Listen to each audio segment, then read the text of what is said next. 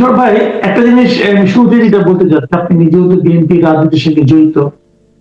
আমরা কিছুদিন আগে একটা বিভিন্ন রকম নির্বাচন এলেই তো বিভিন্ন রকম জরিপ হয়। এই জরিপ নিয়ে মানে কেউ যে খুব সিরিয়াস হয় তাও না, আবার লোকজন কিন্তু জরিপের যে যে আপনার ওদের যে ডাটাগুলো এগুলো নিয়ে আলোচনাও করে। তো রিসেন্ট যে আজকে যে জরিপটা মাত্র গতকালকে হলো, সেই জরিপটা করেছেন যে প্রতিষ্ঠানগুলো প্রজেকশন বিডি, জাগরণ ফাউন্ডেশন এবং ন্যারেটিভ, এই তিনটা সংগঠনের জরিপটা করেছেন এবং এটাকে আপনার জরিপটাকে প্রকাশ করেছিল International Institute of Law and Diplomacy, IILD। তো এই জরিপটা নিয়ে আমার কাছে এই যাবত যতগুলি জরিপ আমি দেখেছি তার মধ্যে এই জরিপটা আমার কাছে সবচেয়ে বেশি কনফিউজিং মনে হয়েছে। এখানে আমি দেখতে পেয়েছি তারা বলতে চাচ্ছে যে ওনারা ভোটারদের মধ্যে করেছেন কয়েক হাজার, প্রায় 20,000 ভোটারের সঙ্গে ওনারা কথা বলেছেন এবং ওনারা দেখতে পেয়েছেন যে তারা কাকে ভোট দিতে চান এই প্রশ্ন করা হলে সেখানে উত্তর পেয়েছেন যে তারা বিএনপি কে ভোট দিতে চায় 34.7%, জামায়াতে ইসলামীকে ভোট দিতে চায় 33.6%, মানে পার্থক্যটা হচ্ছে 1.1%। আর জাতীয় নাগরিক পার্টি মানে এনসিপি কে ভোট দিতে চায় 7.1%, ইসলামী আন্দোলন বাংলাদেশকে ভোট দিতে চায় 3.1%। আর এর বাইরে প্রায় 17% মতো মানুষ তারা ভোট কাকে দিবেন এখনো কিছু ঠিক করেননি, এ ধরনের একটা পাওয়া গেছে। তো এখানে আমি এর আগে কখনো এনসিপি এত ভোট পেতে যাচ্ছে এটা আমি কখনো দেখিনি। আবার এনসিপি ইসলামী আন্দোলনের চেয়েও ডাবলের মতো ভোট পাবে, এটাও আমার কাছে মানে অস্বাভাবিক মনে হয়। কিন্তু সবচেয়ে বড় প্রশ্ন যেটা আপনাকে সেই করছি, যে বিএনপি এবং জামাতে ইসলামী ভোটের পার্থক্য মানে এত নেক টু নেক ফাইট, আমার কাছে বুঝতে পারছি না। আপনার কি মনে হয় এটা দেখে? ধন্যবাদ মাসুদ ভাই আপনাকে। আপনিও জানেন যে বাংলাদেশে ম্যাক্সিমাম জরিপগুলো ভোটের আগে যে হয় এগুলো একটু মতলবি জরিপ হয়।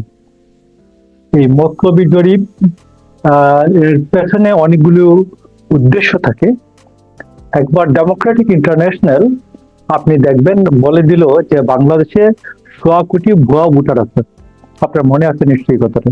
জি জি জি। তো 2006 সালের প্রেক্ষাপটে এখন বাংলাদেশে প্রায় 1.5 কোটি লোক, 1.40 কোটি উপর। 22 সালে 1.40 লাখ লোক বিদেশে থাকতেন। তো এই কারেন্ট ডাটাটা নাই। তো আপনি যদি ওই সময়ের যে ডাটাটা, যে 1.40 লক্ষ 50 লক্ষ লোক যদি বিদেশ থাকে, তাহলে প্রথমত এই 50 লাখ লোক ছবি উঠাইতে না পারার কারণে, ছবি উঠে এবং উপস্থিত হইয়া থাম মানে এই আপনার টিপ দিতে না পারার কারণে তো তারা প্রথম বাদ পড়লো। গেলে এক, ধরুন আপনার আমরা যারা এই আমাদের রুট যাদের শেকড় যাদের গ্রামে, আমাদের কিন্তু আত্মীয় স্বজন ভোটার লিস্ট যখন মাস্টার সাহেব করতে আসে, গ্রামের মাস্টার সাহেব, তখন মাসুদ কামালের নাম, মুশারফ ঠাকুরের নামটা দিয়ে দেয়। আবার ঢাকায় ধরুন আমরা ভোটার হয়েছে, এইরকম লোকজনের সংখ্যা আপনি দেখবেন। এবং ধরুন আপনি কিশোরগঞ্জ ইয়াতে ময়মনসিংহে আছে ভোট, মুক্তাগাছায় ভোট আছে, এইরকম লোকের সংখ্যাও নেহায়ত কম না। কারণ তারা মনে করতেন ভোটার লিস্টের নাম থাকা মানে তার যে এখানে বিষয় সম্পত্তি আছে এইটার একটা প্রমাণ। তো এই কারণে তো 2007 সালে যখন ভোটার এই যে ডাটাবেস করা হলো, তো এখানে প্রায় $83 মিলিয়ন খরচ করা হচ্ছে। তো $83 মিলিয়ন খরচ করে যে ভোটার ডাটাবেস হলো, তারা বললেন 1 কোটি ভোট এই ডাবল এন্ট্রি বা ট্রিপল এন্ট্রি ছিল। তো এখন এই যে জরিপটা, এখানে ভুয়া ভোট কোথায় পেলেন উনি? ডেমোক্রেটিক ইন্টারন্যাশনাল বিএনপি এবং আওয়ামী লীগের মধ্যে মাইল লাগানোর জন্য, মারামারিটা লাগানোর জন্য এটা 1 কোটি ভুয়া ভোট সে বইলা ছেড়ে দিল। আওয়ামী লীগ এটা নিয়ে খেলতে শুরু করলো এবং পুরস্তুল বা আপনি নিজেও জানেন। এখন আমি আপনাকে বলছি যে এইরকম যে জরিপগুলি একটা মতলবি জরিপ হয়, এবং আমার কাছে টোটালি এটা একটা মতলবি জরিপ মনে হচ্ছে। এবং আমি আপনাকে বলছি আজকেও সকালে আমি কয়েক জায়গায় আলাপ করছি, যেমন ফরিদপুর সদরে আমি আজকে আলাপ করলাম যে কি অবস্থা ভোটের। তো ওরা বললো, ভাই কি বলে, ভোট কোথায়, ভোট কোথায়, কার সাথে ভোট হবে, ক্যান্ডিডেট কোথায়, ওয়ান। নাম্বার টু, আমি জামালপুর এক দেওয়ানগঞ্জ আলাপ করলাম, আমাদের সিনিয়র ফ্রেন্ড রশিদুজ্জামান মিল্লাত, পার্টির কোষাধ্যক্ষ, ওনার সাথে আলাপ করলাম।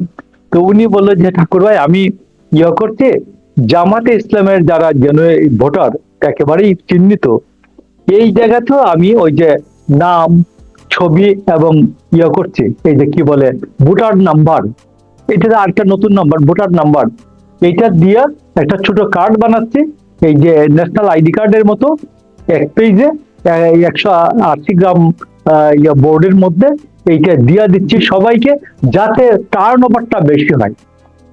তো আমি বললাম যে আপনি এত নির্ভর, বলে ভাই আমার দরকার হচ্ছে ভোটার আশা, কত ভোট আসবে, যাতে 14 না হয়, যাতে 18 না হয়, যাতে 24 না হয়, আমি যাতে না হয়, বা রাতের ভোট কেউ যেন অতি উৎসাহী হয়ে না করে, এবং 14 যেন না হয়। আমি চাই একটা জেনুইন ভোটটা কত জেনুইন করা যায়, দিস ইজ মাই চ্যালেঞ্জ। আমি পাস করি না করি এইটা, this is not challenge at all. তো আমার চ্যালেঞ্জ হচ্ছে কত ভোটারকে আমি টার্ন ওভার করাতে পারি, আসলে আমরা আনতে পারি, সেন্টারে আনতে পারি। তো বিএনপির ক্যান্ডিডেট যে বিভিন্ন জায়গায়, আমি আপনাকে বলছি যে বিভিন্ন জায়গায় আপনাকেও নাম্বার দিতে পারি অনেকগুলি, আমি অন্তত 50টা নাম্বার তো আমি দিতেই পারি, আপনি কথা বলে দেখতে পারেন। তারা সবাই ভোটের টার্ন ওভারের জন্য চিন্তা করছেন, ভোটের ইলেকশনের কোয়ালিটি ইমপ্রুভ করার জন্য চেষ্টা করছেন, যে ইলেকশনের কোয়ালিটিটা যেন ইমপ্রুভ হয়, এবং এটা যেন ডক্টর ইউনূস সরকার যেন অন্তত বলতে পারে যে আমার সময় একটা মোটামুটি একটা জেনুইন নির্বাচন হওয়া। তো তাহলে আপনি এই যে এইখানে যে এই হিসাবটা দেওয়া হলো, এটা আপনার কাছে তেমন একটা বাস্তবসম্মত মনে হচ্ছে না? আমি আপনাকে বলি, এটা বাস্তবে মাঠের সাথে আদৌ কোনো এটার কোনো মিল নাই। মাঠের সাথে আমি আপনাকে বলি, হবিগঞ্জ 4 আসনের মধ্যে যে জামাত জোট 440,000 ভোট পেতে পারে, হাইয়েস্ট 440,000 ভোট পেতে পারে, এবং কোনো আসনে ধারে কাছেও প্রতিদ্বন্দ্বিতা থাকবে না। তাহলে এ ধরনের যদি একটা প্রতিদ্বন্দ্বিতাহীন নির্বাচন হয়, হ্যাঁ, তো সেই নির্বাচনটাকে আপনি মানে কিভাবে, মানে এটাকে তাহলে আপনার ভোটারই বা কিভাবে নিবে? ভোটাররা বলবে যে আমি প্রতিদ্বন্দ্বিতা নাই, আমি যাবো কোনো ভোট দিতে, তাহলে তো এটা তো আখিরাতের মতো আরেকটা নির্বাচন হয়ে যাবে না?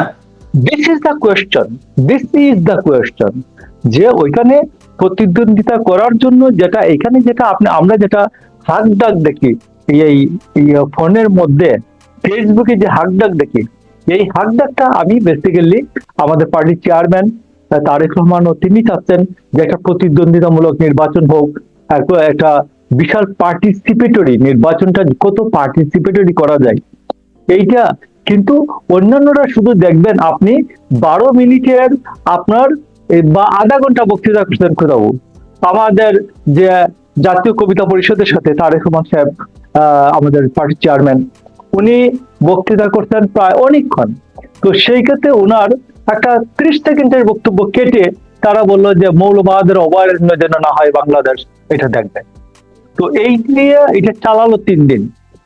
আমি যে কোনো একটা জায়গায়, ধরুন একটা সেমিনারে সবাই বক্তৃতা করলাম, 15 মিনিট বক্তৃতা করছি, 12 মিনিট বক্তৃতা করছি, ওইখান থেকে 30 সেকেন্ড কেটে আপনারে বলবে যে মৌলবাদের দালাল, দালাল, ইন্ডিয়ার দালাল, কখনো বলবে নাস্তিক, কখনো বলবে মুরতাদ, কত টাকা পাইছো ইন্ডিয়ার থেকে।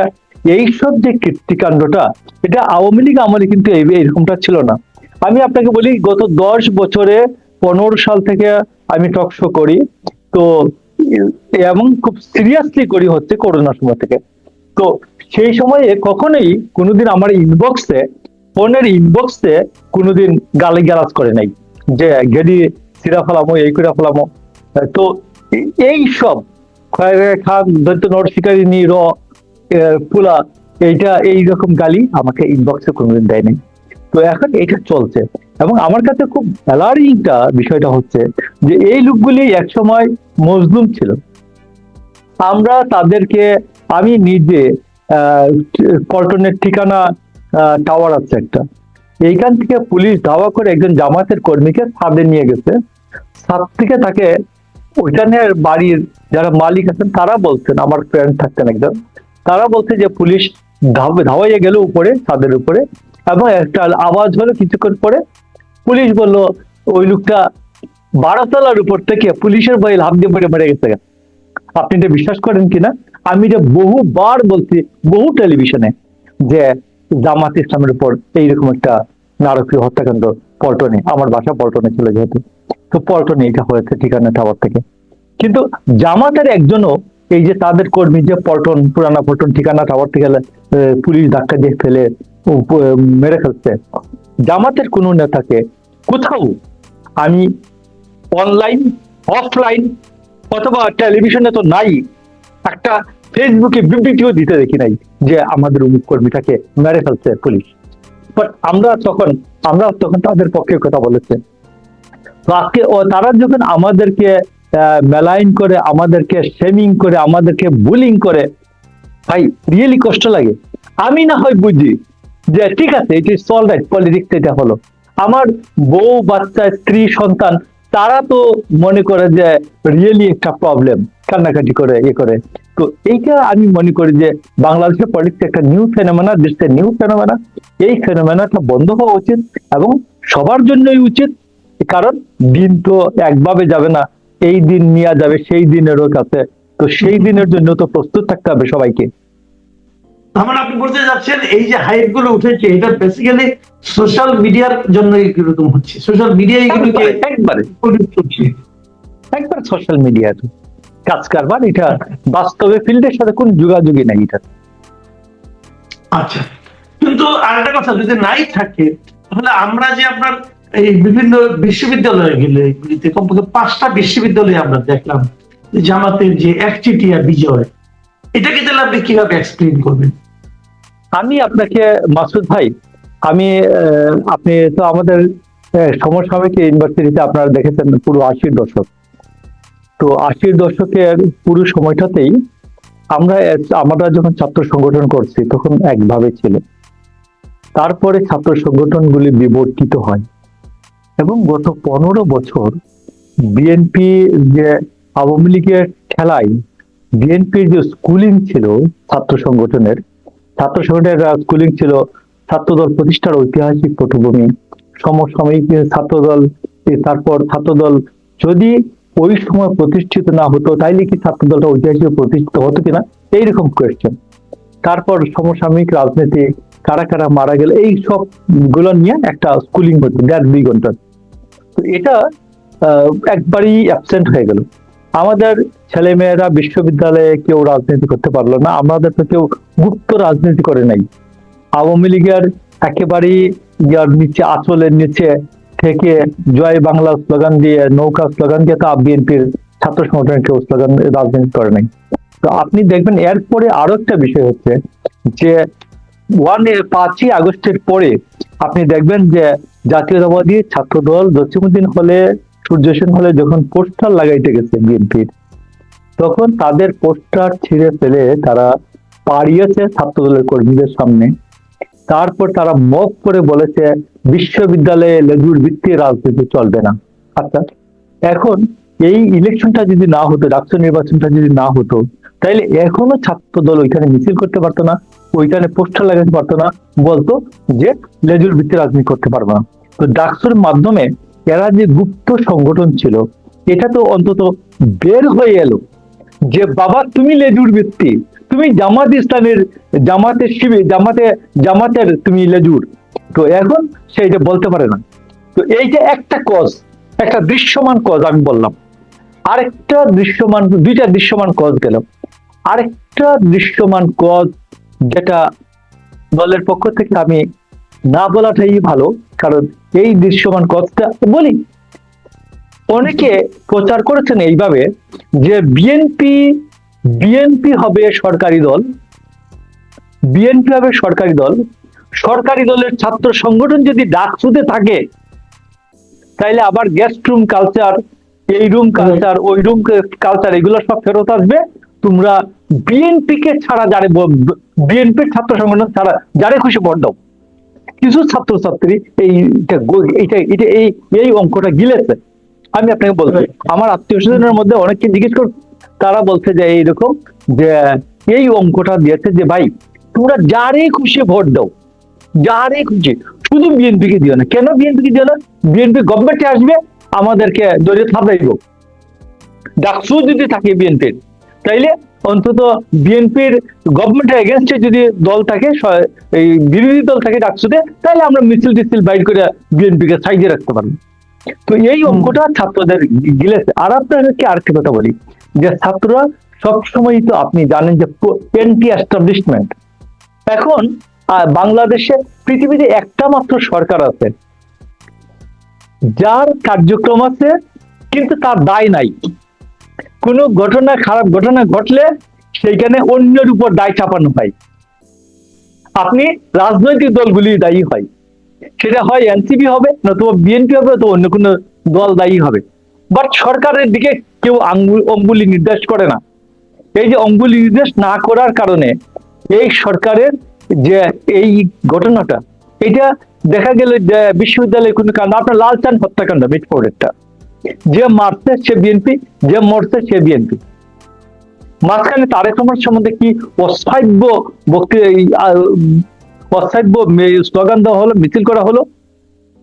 মিছিল তো করবে যে right to life and property, এটার দায় কার? সরকারের, কোন রাজনৈতিক দলের তো না। তো সরকারের বিরুদ্ধে স্লোগান দিবি তুই যে এইভাবে মরলো কেন, সরকার জবাব চাই, পুলিশ জবাব চাই, কিন্তু স্লোগান দিল তারেক রহমানের বিরুদ্ধে। তো এই যে পৃথিবীতে একটা মাত্র সরকার আছে যার কোনো দায়, তার দায়িত্ব আছে, দায় নাই, ক্ষমতা আছে, দায় নাই, তার অ্যাকশন আছে, দায় নাই, দায় হচ্ছে রাজনৈতিক দলের। তো এই জন্য আমি আপনাকে বলছি, ডাকসু জাত থেকে জকসু পর্যন্ত এই যে অঙ্কটা, এরা মনে করতে ছাত্র যে ক্ষমতায় কি আছে ইউনুস, বাট ইউনুসের কি ক্ষমতা? বিএনপি কে প্রশ্ন করলে এটা পপুলার। আপনি গ্রামেও যদি আপনি যে সবচেয়ে ক্ষমতাবান ব্যক্তিটা তার বিরুদ্ধে বলেন, তাইলে কিন্তু আপনি একবার ছোটখাটো হিরো হয়ে যাবেন, ছোটখাটো নায়ক হয়ে যাবেন।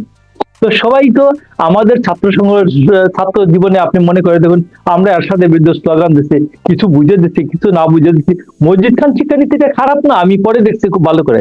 বিশ্ববিদ্যালয় জীবনে যখন পড়াতে আসলাম, মসজিদ খান শিক্ষানীতি দেখলাম যে আমরা যে বক্তৃতাটা করছি, আপনি মনে করে দেখেন আমরা গ্রামে গিয়ে যে বক্তৃতা করছি, যে ভাই ক্লাস 3 থেকে 3টা ল্যাঙ্গুয়েজ পড়াইবো, বাংলা, ইংরেজি, আরবি। পড়ালে দোষ ছিল কি? দোষ ছিল না তো। বললাম ক্লাস 8 একটা পরীক্ষা দিবে, একটা জুনিয়র পরীক্ষা আবির্ভাব করবে। তো এইটা যাতে আমাদের ছেলে মেয়ে যেন যাতে ক্লাস 8 আমরা এমনি সার্টিফিকেট পাই, 8 পর্যন্ত পড়লে যদি পাস না করতে পারে তাহলে গরিবের পোলাটা আর চাকরি পাবে না। এই বুঝ তো আমরা দিচ্ছি 83-তে, 84-এ, আপনার মনে আছে তো।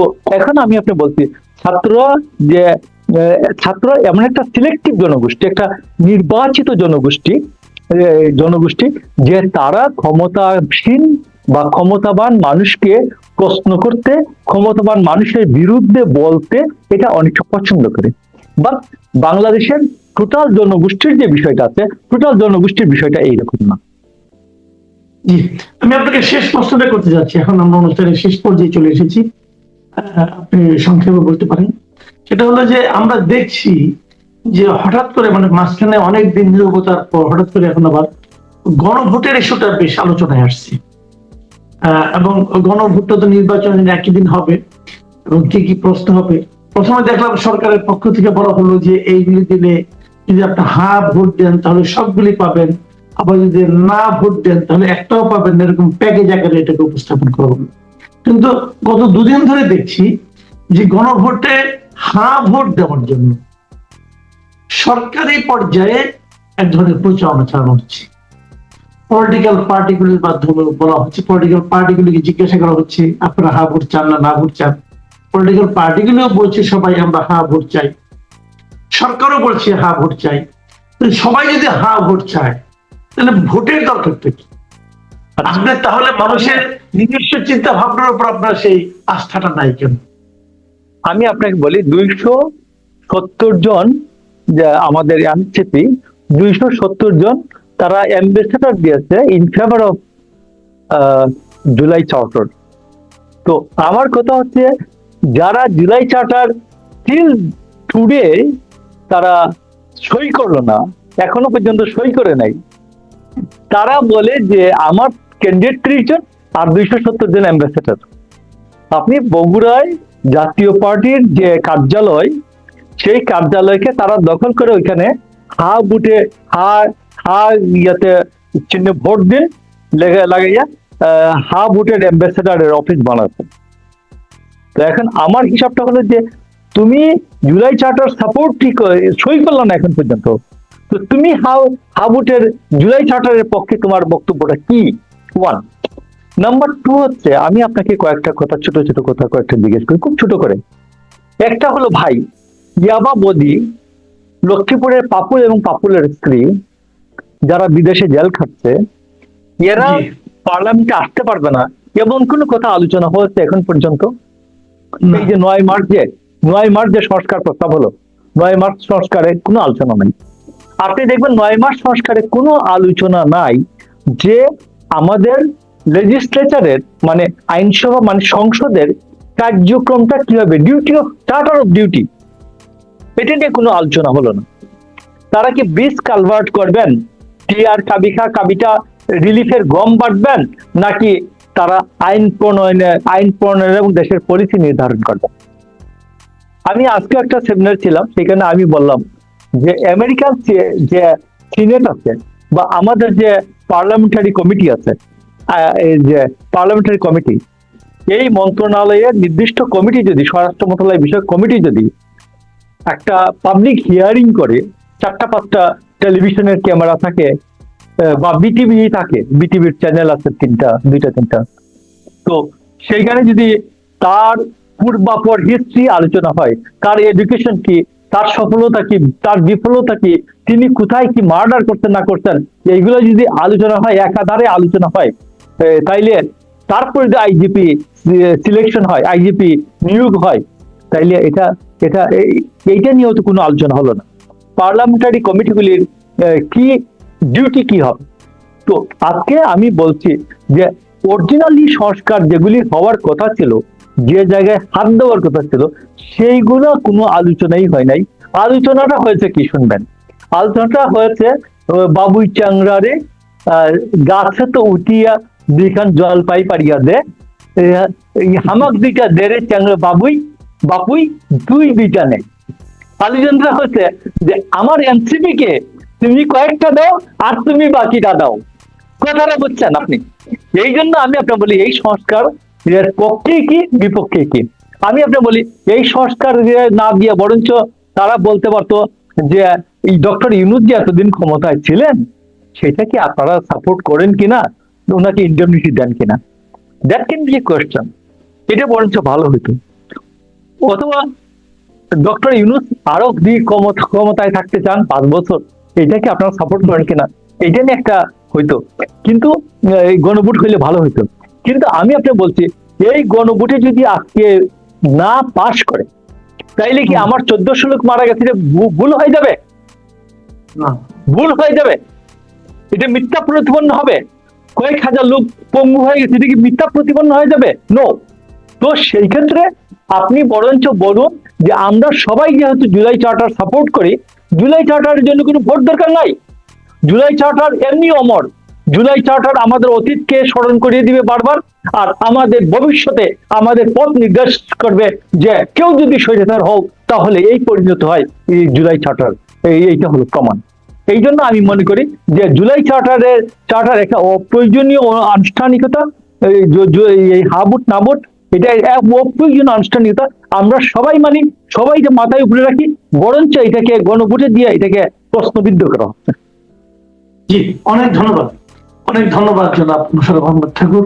প্রিয় দর্শক, আপনারা শুনলেন আমাদের এই বিভিন্ন ধরনের জরিপ এবং ভোটের যে মাঠের অবস্থা এবং সেই সঙ্গে গণভোট নিয়ে জনাব মোশাররফ আহমদ ঠাকুরের বিশ্লেষণ। আশা করি আপনাদের ভালো লেগেছে।